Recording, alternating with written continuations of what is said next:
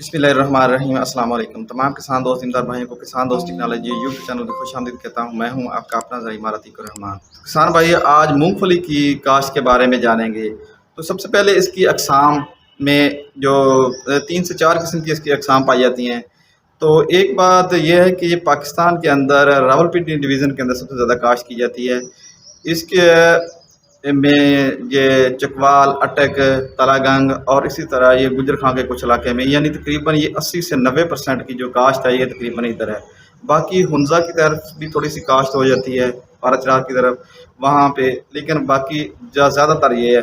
या कुछ ये थल के इलाके में ये भक्कर और लिया की तरफ भी जो बाकी 10% जो है वो इधर काश्त होती है। तो इसमें से जो वैरायटियाँ हैं वो सबसे बेहतरीन वैरायटी है बारी 2016, यानी कि ये बारानी इलाके की वैरायटी है। तो ये सबसे बेहतरीन वैरायटी है। और उसके बाद अटक 2019, इसी तरह MA 2021 और नारकुनी।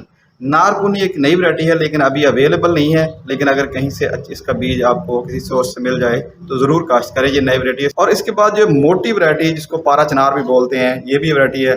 भी इसकी पैदावार कम है, लेकिन अगर कोई किसी दोस्त ज़िम्मेदार का दिल चाहे तो लगा सकते हो। ये मोटी है लेकिन इसकी पैदावार कम है। लेकिन मैं आपको मशवरा दूंगा कि आप 2016 बारी लगाएं, और इसका पंजाब सीड कॉर्पोरेशन के अंदर इसका बीज भी अवेलेबल है, तो वहाँ से आप लेकर इसे काश्त कर सकते हैं।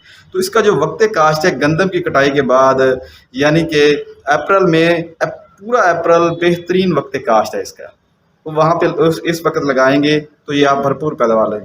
तो इसको काश्त के वक्त 1 मन बीज चाहिए होता है, यानी 40 किलोग्राम फी एकड़ के हिसाब से इसका बीज इस्तेमाल होता है। तो आप इसके ऊपर ना फौरी तौर पर सीड ट्रीटमेंट ज़रूर इसकी करें।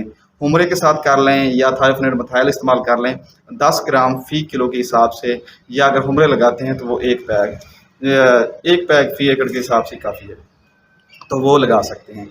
तो इसके अलावा इसका तरीका काश्त 2 तरीक़ों से इसको काश्त किया जा सकता है। 2 से 3 तरीक़ों से काश्त किया जा सकता है इसको। एक तो है खेलियाँ बना लें, 2 से 1.5 फुट की खेली बनाएं, उसकी एक साइड पे चोपा लगा दें, ये बेहतरीन तरीका है। इसके ऊपर आप 1-2 पानी भी लगा सकते हैं। और दूसरा ये है कि आप इसको छठा भी काट सकते हैं। तीसरा तरीका है कि ड्रिल कर लें, तो ड्रिल में 1.5 फुट वाली ड्रिल वो उस तरीके से काश्त कर सकते हैं। तो इसके ऊपर जड़ी बूटियों को रोकने के लिए आप पेंडिमेथिलीन का स्प्रे करवा सकते हैं, उससे मुख्तलिफ किस्म की जड़ी बूटियाँ रुक जाती हैं। लेकिन कुछ जो चौड़े पत्ते वाली जड़ी बूटियाँ जिसमें ये भकड़ा वगैरह है या इस तरह के मुख्तलिफ जो मोटे बीज वाली जड़ी बूटियाँ होती हैं वो नहीं रुकती।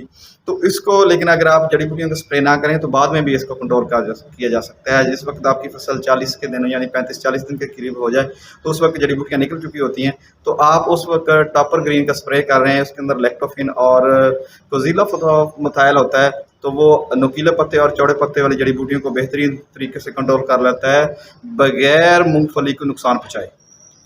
तो इसके ऊपर खादों का जो इस्तेमाल है वो 1 बोरी DAP और 1 बोरी पोटाश का इस्तेमाल ज़रूर करें। और इसके ऊपर यूरिया का ज़्यादा इस्तेमाल करने की ज़रूरत नहीं होती, लेकिन जहाँ पे आप अगर समझते हैं कि ग्रोथ स्लो होती है तो वहाँ पे आधी की बोरी यूरिया इस्तेमाल कर सकते हैं, लेकिन ज़्यादा ज़रूरी होता नहीं है। लेकिन बेहतर है कि आप गुआरा इस्तेमाल करें या कैल्शियम नाइट्रेट इस्तेमाल करेंगे तो ज़्यादा बेहतर है।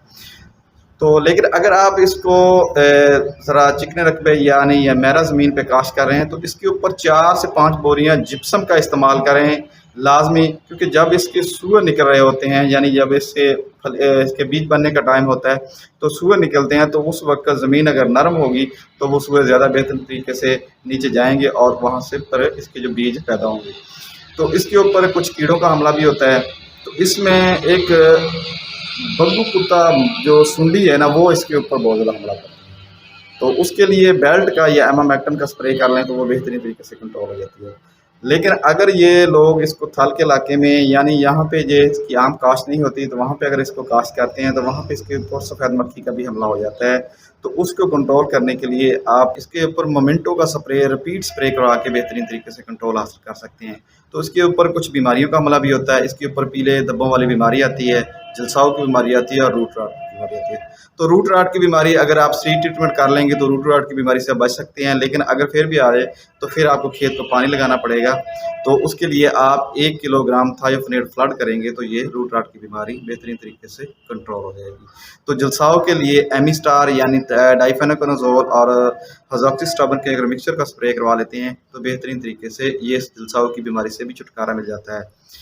تو آج کے میسج ذمہ دار بھائیوں کے لیے اتنا ہی. مزید زرعی معلومات حاصل کرنے کے لیے کسان دوست ٹیکنالوجی یوٹیوب چینل کو سبسکرائب کریں، لائک کریں، شیئر کریں تاکہ ہر آنے والی نئی زرعی معلومات آپ کو بر وقت مل سکیں. میں ہوں آپ کا اپنا زرعی مہارتی عبد الرحمان.